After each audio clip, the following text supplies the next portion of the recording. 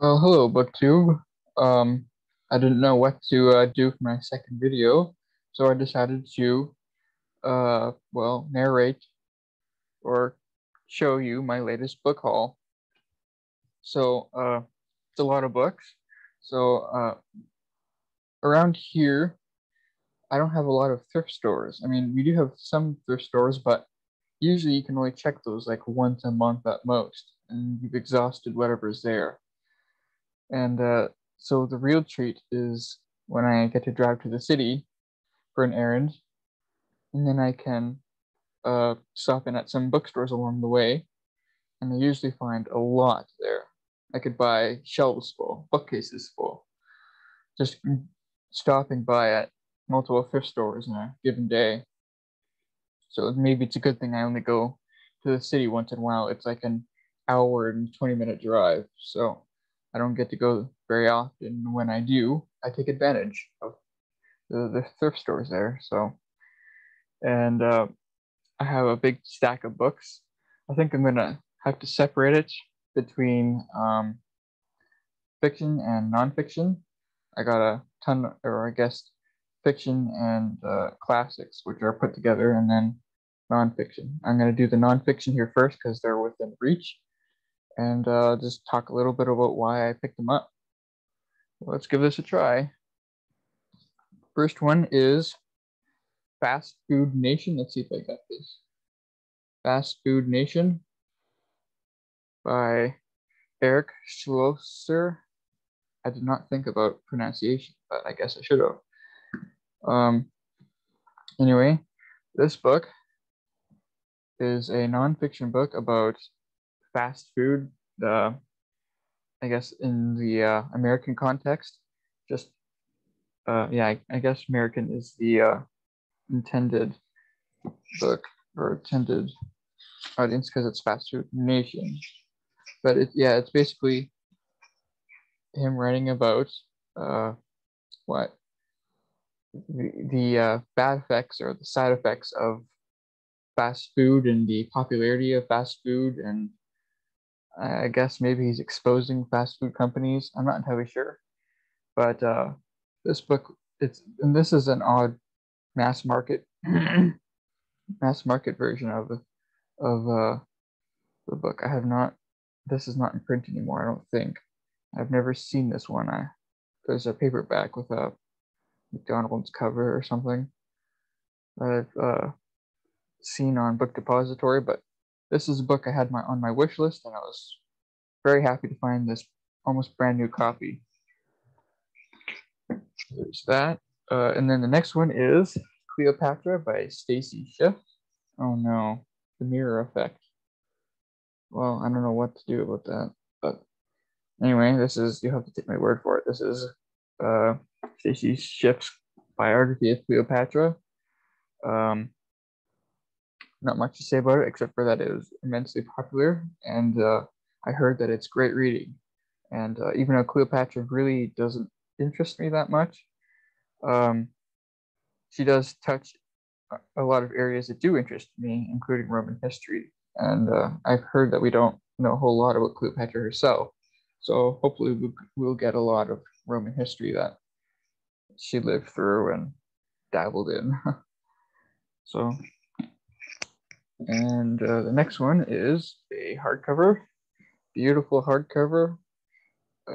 It's Europe, The Struggle for Supremacy by Brendan Sims. Beautiful naked hardcover. I was very happy to find this because this was also on my wish list. And I found, what was it, Alan Lane publishes this. This is basically a history book about Europe from 1452 or 1453, I mean, to the present. And the subtitle is The Struggle for Supremacy. He divides it up into time periods and gives them each chapter has like a one-word title. So it goes from empires, successions, revolutions, emancipations, unifications, utopias, partitions, and democracies, which goes all the way up to 2011, which when this book was published, I think. So wonderful add to my collection. Sorry about that. The next one is The Two Ocean War by Samuel Eliot Morison. There's no cover here, so I'll show you the spine. Samuel Eliot Morison. This is a book that I never would have thought about getting just a few years ago, but people on BookTube I know really enjoy his writing, and this is his one-volume short history of the United States Navy in the Second World War. He did a 15-volume history of the Second World U.S. Navy in the Second World War, and this is his just one volume. I don't even know if you can call it an abridgment because there's a lot he doesn't. I assume he leaves out, right? So I don't know, but I guess maybe you can call it his popular version. So this is exciting. He's really good reading. The next one is Roman history. This is the Punic Wars by Nigel Bagnall. Nice paperback. It's called Rome, Carthage, and the Struggle for the Mediterranean.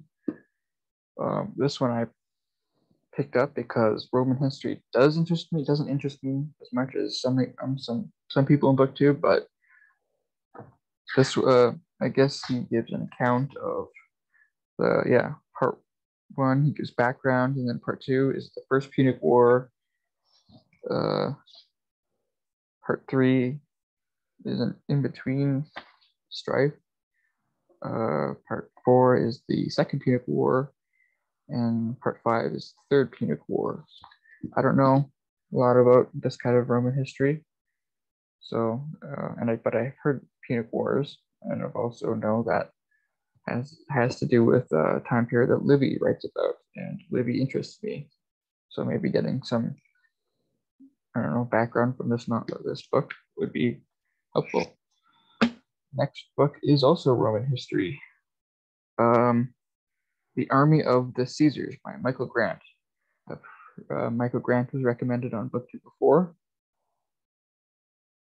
This is a nice hardcover. This I have another Michael Grant book. I think his book on the Greek and Roman goddesses, or gods and goddesses. This is his study on the Roman army and the Roman soldier. So, an aspect of Roman history should be interesting. Next book is The Origin of Satan by Elaine Pagels, a religious book. I know she's a popular author. She has another popular book that really doesn't interest me, the Gnostic Gospels, but this one, The Origin of Satan, for some reason there was a time when the idea of hell and Satan as a concept really interested me, and I put a whole bunch on my wish list. This was one of them. Never did end up buying buying any of them actually, but I still will. It's an aspect I like of religious history I would like to study more in depth one day. And why not start here? Next book is right up my alley. It's medieval history, or medieval Europe, from 400 to 1500. I'm not even going to try that guy's last name, but this is a textbook on medieval history, medieval Europe. And medieval Europe is one of my favorite periods of history to study. And this one goes through all of it in less than 400 pages. So that should be exciting to read.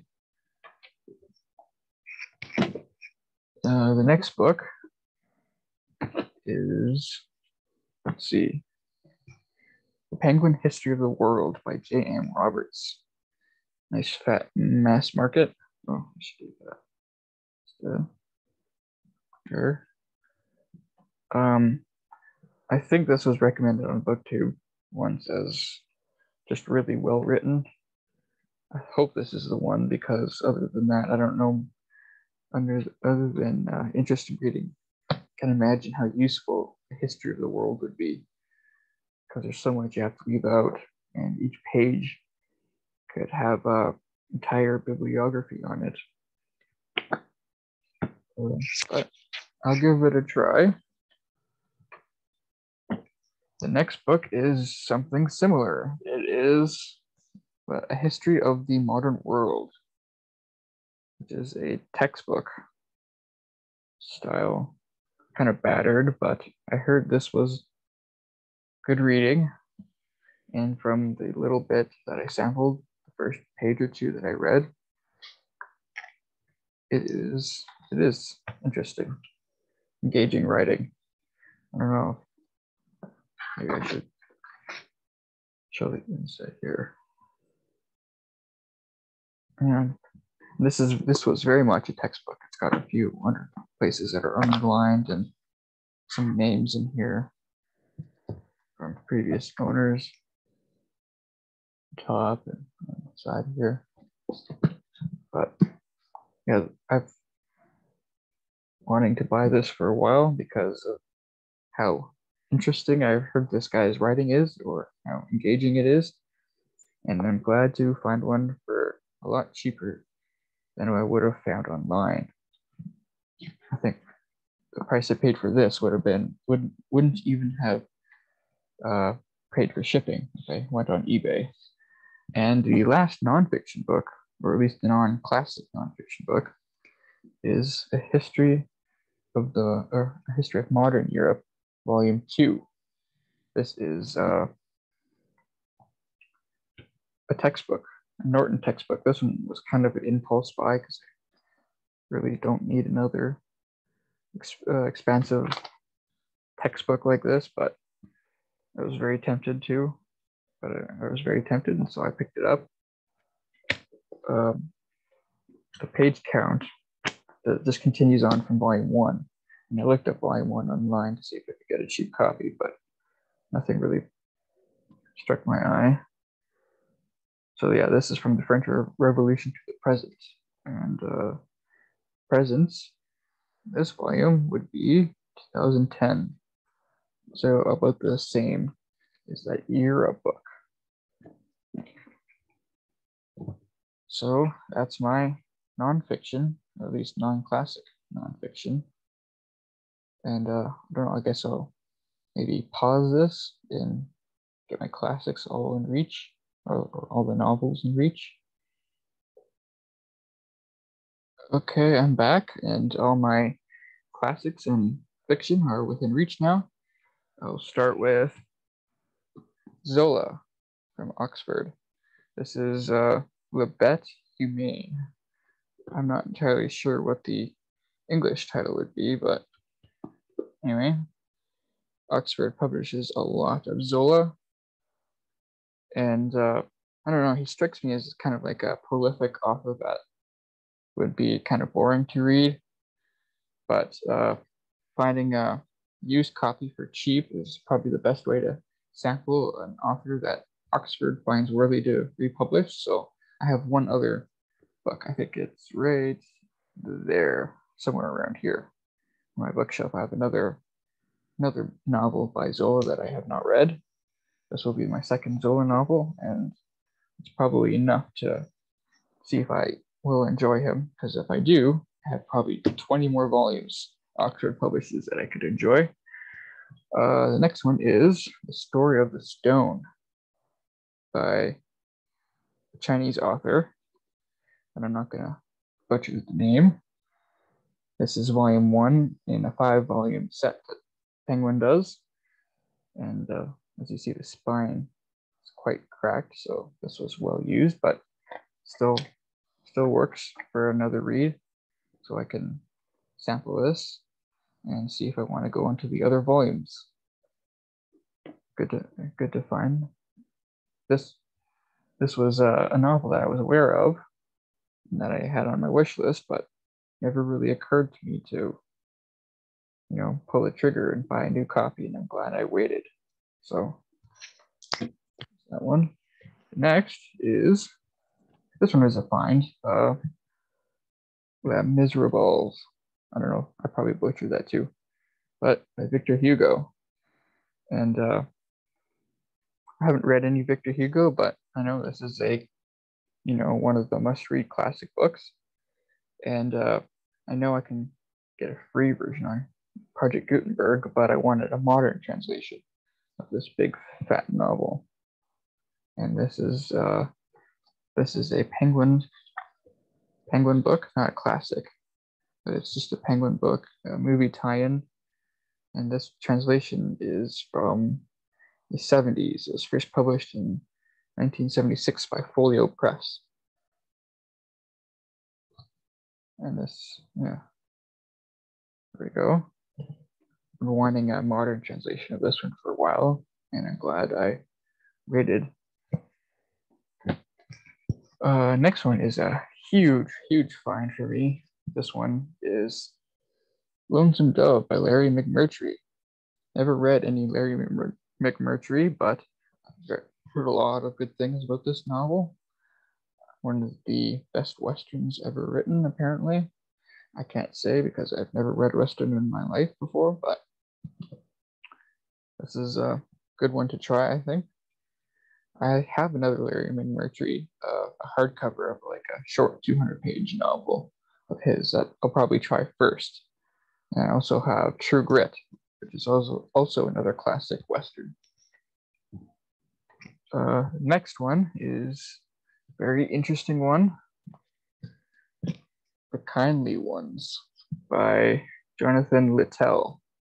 This is a controversial novel because it's a novel about, it's basically a Nazi narrating his life during the Third Reich, during World War II, and it's just piles of awful events and very little remorse. So I've heard it called like putting yourself through a meat grinder. No pun intended. Whoops, that was not appropriate. Yeah, The Kindly Ones. I preferred to have this as an ebook. I don't have it as an ebook, but the price it cost me to get this hardcover is less than what the ebook costs on the Kobo store. So why not get the big hardcover? Next one, I don't know what to think of this one. This is Infinite Jest by David Foster Wallace. Everyone seems to love this novel, or at least pretend that they've read it and loved it. But it's a chunkster. And I bought this not because I really wanted to read it, but because I thought it was a first edition. Because as you see, there's no New York Times bestseller label on here. And it's been like brand new copy, brand new edition from 1996. But after doing some research, it's not the first edition. This is the 22nd printing. So now I'm stuck with a big fat hardcover of Infinite Jest. This is a novel that's never really interested me. So I don't know if I'm ever going to read this. I might give it a try, maybe read 100 pages or two. But I don't know. It doesn't interest me a whole lot. I mean, I could probably read War and Peace instead of trying to struggle through this. Next, now we get into some other some classics, but nonfiction. Starting with the Marx Engels Reader. This is edited by Robert Tucker. The Marx Engels Reader.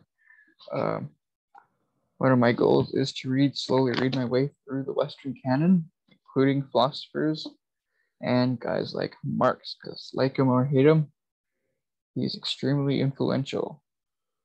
And I had my eye on a probably 700-page Oxford edition of selected writings of Marx, but getting this for really cheap, it's almost about the same word count, or not word count, page count.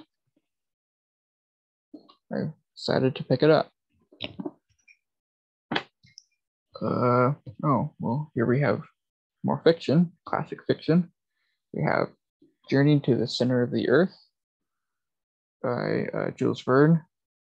This is another classic that I wanted in modern translation. And because I've heard the older translations, the ones that are in public domain, pretty bad. And this translation is from, I think, 1965. Yeah, 1965 Penguin translation. Penguin, not a classic, but a Puffin classic. Kind of oversized mass market. Glad to find that. Next is a Penguin classic itself. This one is a good find. This is John Ball in the Heat of the Night, detective novel. The reason why I picked this one up is because I had to read this book in grade 9 in high school. And one of my kind of informal projects has been to reread all the novels that I had to read in high school. And I was one of the rare kids who really enjoyed everything that I was forced to read in high school, including this detective novel. And this is one of the few that I have not reread yet since high school. And it's very short. It's, less than 200 pages, so it should be an easy read. Good to reevaluate what I think of it. Next is a Oxford World Classic. It's the Poetic Edda. From what I understand of this is a collection of Scandinavian mythology tales. So, and this is in wanting to read through the Western canon. This is one that's influential. It should be on your list. And to get a cheap copy used is quite nice. The next is an interesting volume. It's a Penguin classic of Plutarch's Lives, but it's only 9 Greek lives. 9 Greek lives. I've heard some people on BookTube complain about chopping up of Plutarch. I plan to read all of Plutarch, but the only way I can do that is through those the Project Gutenberg free translation of the entire work, because there's no modern translation of the entire work. You just have chopped up pieces like this. But I picked it up because it was cheap, and I can kind of compare translations, the old translation versus the newer, more modern translation of Plutarch. This translation is from 1960.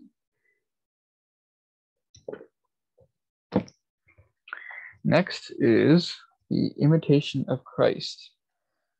I don't know how to pronounce that last name, but this is, of course, a Christian classic, probably one of the most popular Christian classics in history. Not much to say about it, except for I think this is like a devotional literature from medieval time period. And I don't usually pick up Dover thrift editions because they just go with the cheapest public domain edition.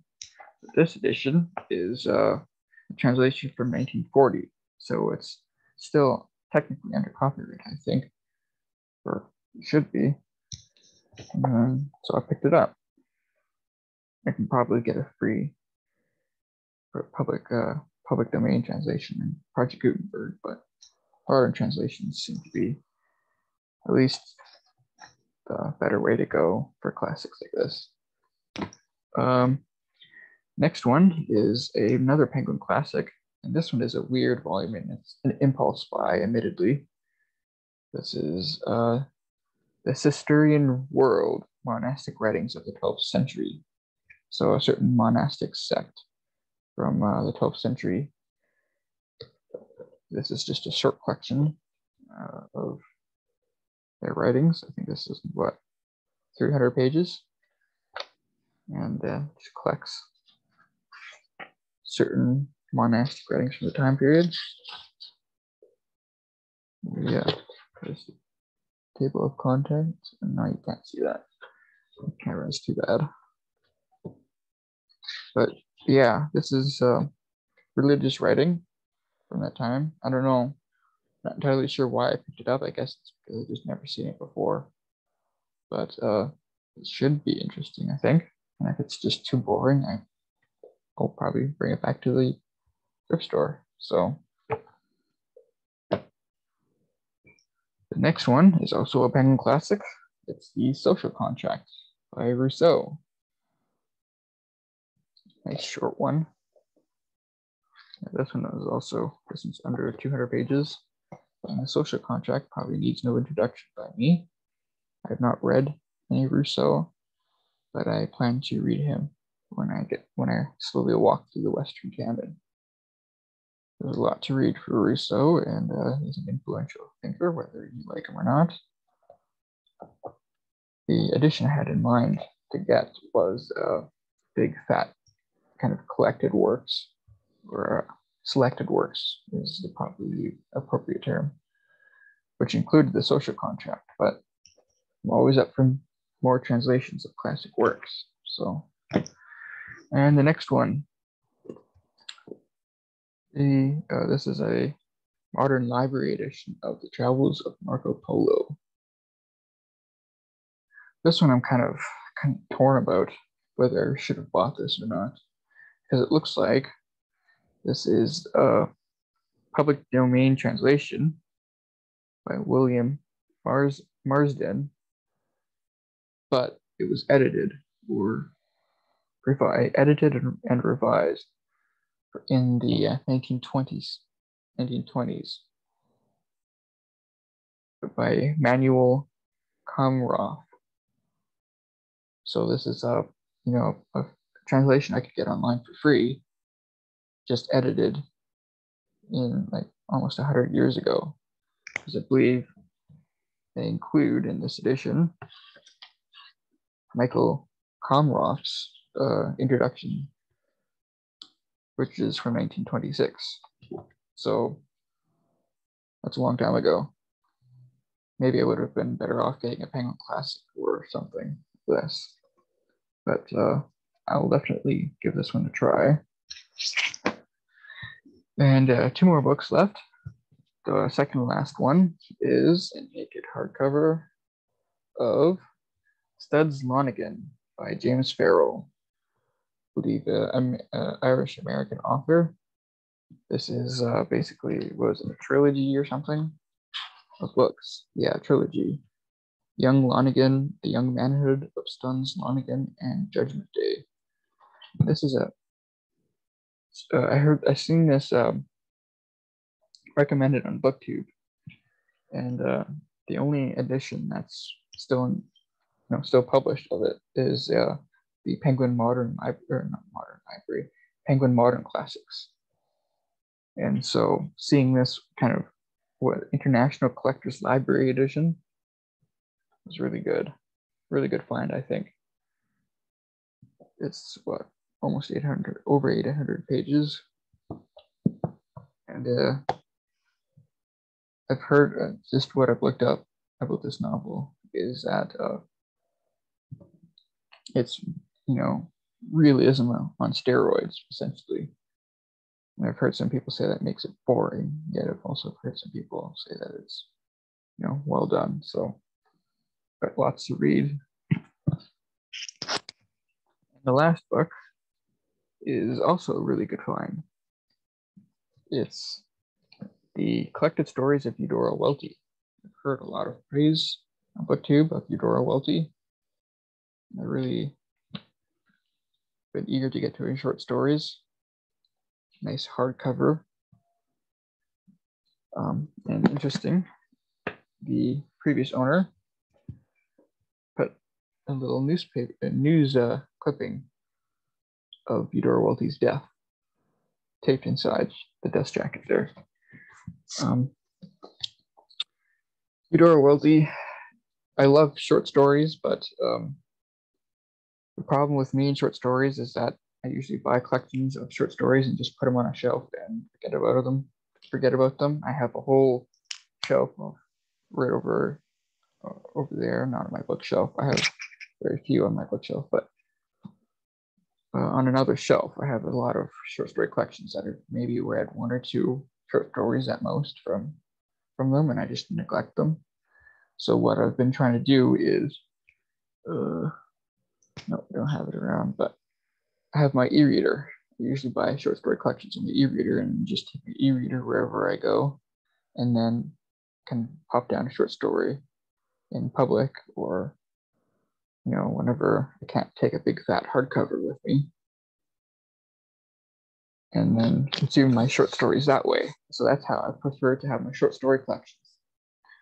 And I had Eudora Welty's short stories on my wish list on my e-reader, but buying this hardcover was cheaper than the ebook of her collected short stories, and so why not? Let's see, one day I'll have to set aside a month and just grab some short story collections and just read them front to back. So that's my book haul. A lot of books, because that's just what happens when I go to have a free reign of multiple bookstores in the city. So thanks for watching. Thanks, BookTube.